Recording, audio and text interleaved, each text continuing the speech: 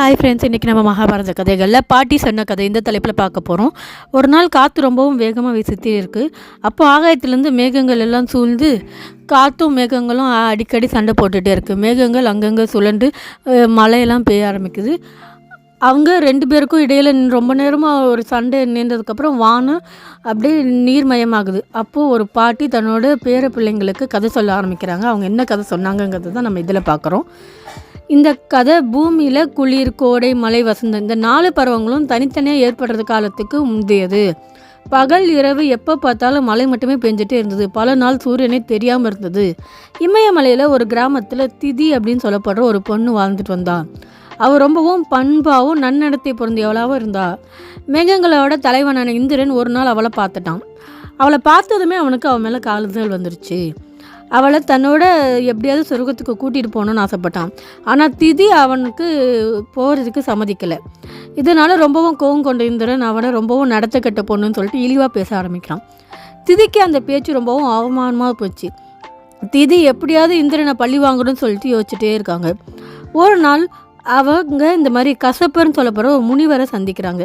அவங்கக்கிட்ட விஷயத்த சொன்னதும் அதுக்கு அந்த முனிவர், யாரையாவது நம்ம பழி வாங்கணும்னு நினச்சோன்னா நாம் அவங்கள பழி வாங்குறதுக்கு ஏற்று முதல்ல நம்ம சக்திசாலி ஆக்கிக்கணும்.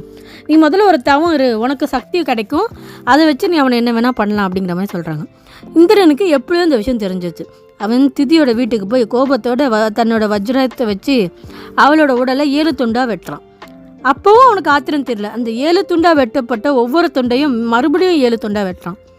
அதுக்கப்புறம் துண்டுகள் எல்லாம் ஒன்றா இருக்கக்கூடாதுன்னு சொல்லிட்டு வீட்டுக்கு அக்கம் பக்கத்தில் இருக்க எல்லா இடத்துலையும் மாறி மாறி வீச ஆரம்பிக்கிறான்.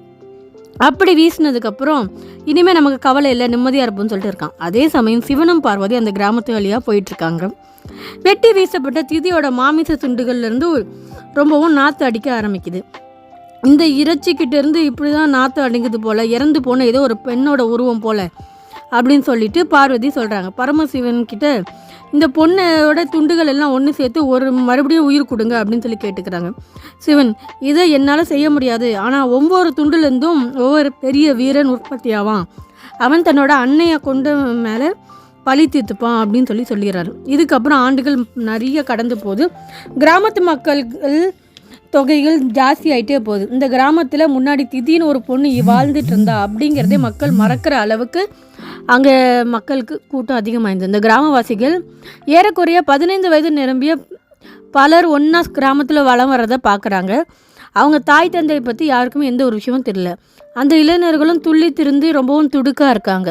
அவங்களில் ஒருத்தர் எங்கேயாவது ஒரு இடத்துல இருந்தாங்கன்னா மற்ற 48 பேரும் அது பக்கத்தில் இருக்க ஒரு இடத்துல விளையாடிட்டு இருக்காங்க.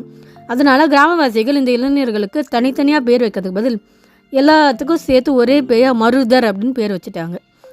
அதில் கொஞ்சம் பேர் அவங்களுக்கு 49 நாயகர்கள் அப்படின்னும் கூப்பிட ஆரம்பித்தாங்க. அவங்க எல்லாரையும் மேகங்கள் எப்போ பார்த்தாலும் விரட்டும், அவங்களும் பதிலுக்கு மேகங்களை விரட்டிகிட்டே இருப்பாங்க. அவங்களுக்கு மேகங்களோட ஒரு நல்ல ஈர்ப்பு ஏற்படாமல் இருந்துச்சு. வானத்தில் அவங்க எங்கே மேகத்தை பார்த்தாலும் அதை துரத்துறது அந்த மாதிரியே இருக்காங்க. மேகங்கள் எவ்வளோதான் சண்டைக்கு வந்து நின்னாலும் அவங்க எல்லாத்தையும் அடித்து துரத்துற அளவுக்கு அவங்க எல்லாரும் வீரர்களாக இருக்காங்க. அதில் மேகங்கள் கூட்டம் மருதர்களை பார்த்து அன்னையிலேருந்து ரொம்பவும் தலை தீச்சு ஓட ஆரம்பிக்கும். அங்கே இங்கேமா விழுந்தடிச்சிட்டு அவங்க ஓடி தொடங்க ஆரம்பிக்கிறாங்க.